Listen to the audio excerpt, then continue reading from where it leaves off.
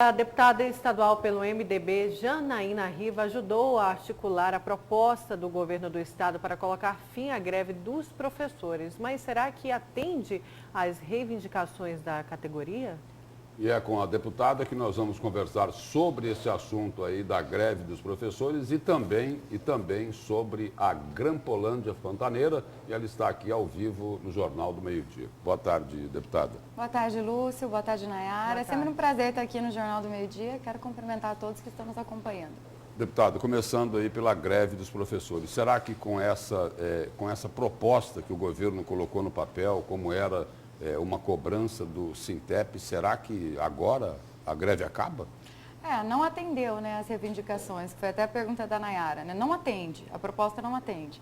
Mas, ao mesmo tempo, o governador não queria, Lúcio, mais fazer nenhuma proposta nesse momento, até porque obteve êxito jurídico, já tinha, segundo ele, planos para começar a judicializar algumas situações, das ausências, abandono e por aí vai.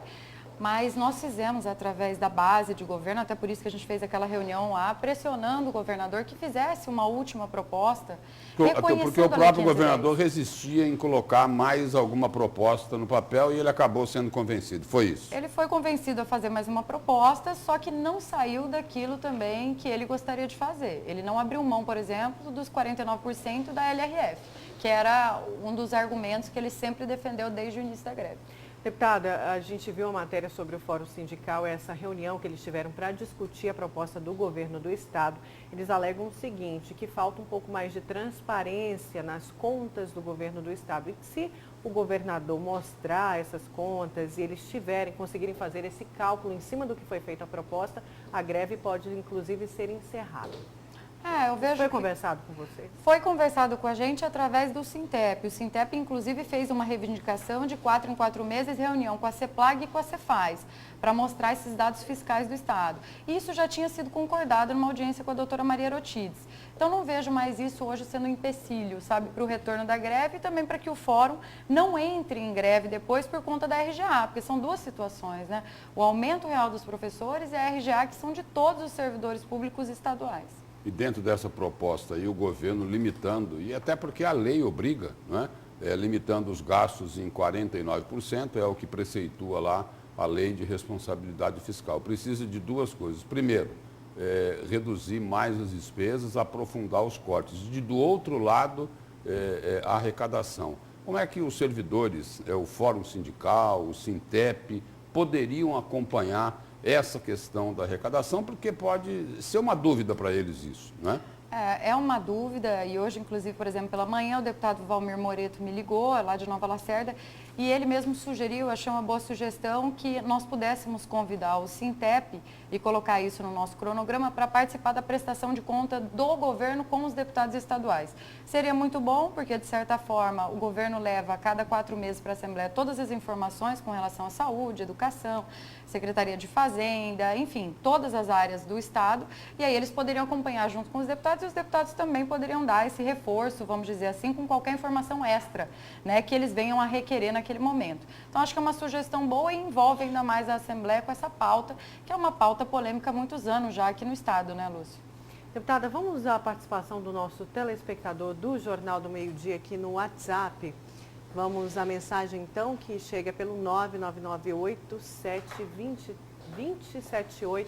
A mensagem aqui é o seguinte: boa tarde aos cidadãos mato-grossenses. Gostaríamos muito que um deputado tivesse a iniciativa de propor uma lei que reduzisse 15% o duodécimo que é repassado para a Assembleia Legislativa. O que a deputada acha? Afinal, são 24 deputados para consumir tanto dinheiro. Isso falta para a população. É o Rogério de Rondonópolis. Rogério, eu acho que uma informação que foi até muito mal divulgada pela Assembleia Legislativa é que a Assembleia, por exemplo, no ano passado deixou de receber 110 milhões de reais do governador Pedro Taques. Eu acho temeroso quando você fala em reduzir, que você cria uma Assembleia muito dependente do governador. A Assembleia pode abrir mão ou renunciar ao seu 10º, parte do seu 10º, que já vem sendo feito. Inclusive, foi feito pelo Guilherme, foi feito pelo Botelho, e agora continua sendo feito, o Max divulgou esses dias, 57 milhões de economia só agora nos primeiros 6 meses desse ano. Agora, essa também, deputado, essa também é uma cobrança que o Fórum Sindical faz não só em relação à Assembleia Legislativa, faz em relação aos outros poderes e às outras instituições, porque o Fórum Sindical entende e deve até estar com a razão de que ainda tem gordura para cortar. Mas funciona assim também, né, Lúcio? Toda vez que se fala, por exemplo, de fechar ou uma comarca, usando como exemplo o judiciário, reduzir um juiz ou um assessor, vem todo o município aqui para dizer que não pode fechar. É difícil também você falar hoje em queimar a gordura, quando também essa demanda do Estado só cresce, é um Estado que só aumenta, só em proporções, eu digo, com relação à população. Então, é a primeira coisa que acontece. O presidente do TJ até me disse isso, falou, deputado, todas as vezes que fala em queimar ou cortar qualquer gordura aqui do tribunal, vem um município inteiro cheio de vereador, não podemos perder essa comarca. Então, são assuntos complicados de mexer. Eu acho que a Assembleia, pelo menos agora, no começo desse ano, até agora, e a gente apanhou bastante até agosto, nós fizemos o dever de casa no que tange incremento de receita. Agora, eu acho que está correto também, a população, a gente tem que estar preparado para isso. Não só a Assembleia vai ter que economizar mais, como o Judiciário, o Ministério Público e o próprio governo, porque falta dinheiro para atender a atividade fim. Tem dinheiro aí no meio para servidor, mas não tem dinheiro para o remédio. Então, isso é complicado, mas eu acho que está começando a resolver. Pelo menos com relação à saúde, o que estava em atrasado já reduziu 70%. Falta 30%. Ainda é muito, mas está avançando. Deputada, falando agora da Grampolândia Pantaneira. Logo no começo, quando foi divulgado os novos reinterrogatórios, a Assembleia chegou a falar da possibilidade, inclusive a senhora pediu a convocação ali para prestar esclarecimentos no Procurador-Geral de Justiça, o doutor José Antônio Borges. Chegou-se a falar de uma possível CPI da Grampolândia ali na Assembleia. Isso daí ainda pode acontecer, uma CPI para chamar justamente o Ministério Público para esclarecer todos esses fatos? Nayara, eu acredito que nesse momento dependa mais do Ministério Público do que da Assembleia. Da forma como o Ministério Público está conduzindo, está trazendo uma transparência para o processo e está dando uma segurança para todos os deputados. Porque o que a população cobra muito, Lúcio, é quando não tem desdobramento sobre aquilo que foi denunciado. E foi isso, inclusive, que nós cobramos do Procurador-Geral de Justiça.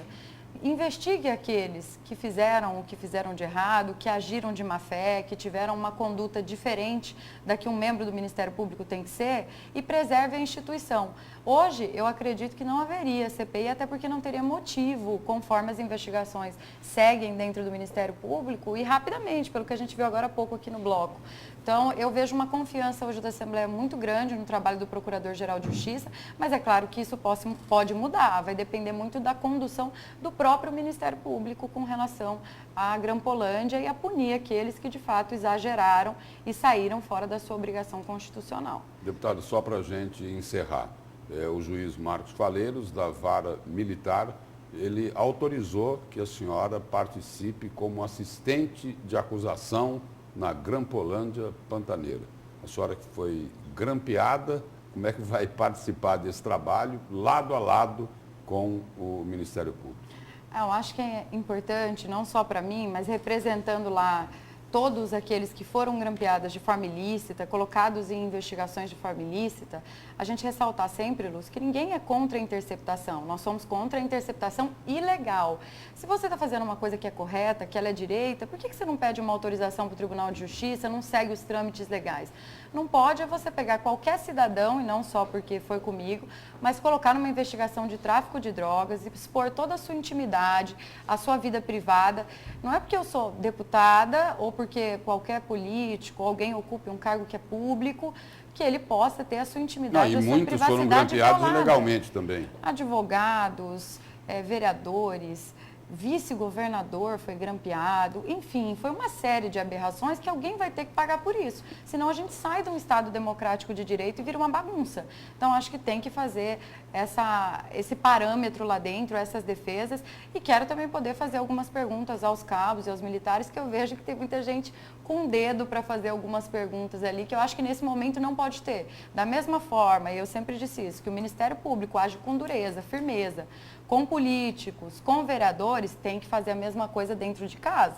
Então, eu acho que a minha missão lá é representar estes que foram grampeados e que não tem voz ali dentro. E aí eu não preciso usar a Assembleia, não preciso gastar R$1 de dinheiro público para fazer isso. Posso fazer de forma pessoal, como estou fazendo. Assim como eu acho que os promotores também que estão envolvidos deveriam usar advogados pessoais para se defenderem e não usar recurso do Ministério Público para fazer sua defesa pessoal. Deputado, obrigado pela presença e pelas informações aqui no Jornal do Meio-Dia. Eu que agradeço. Obrigado, Lúcia. Obrigado, Nayara, e a todos os nossos telespectadores. Obrigada, deputada.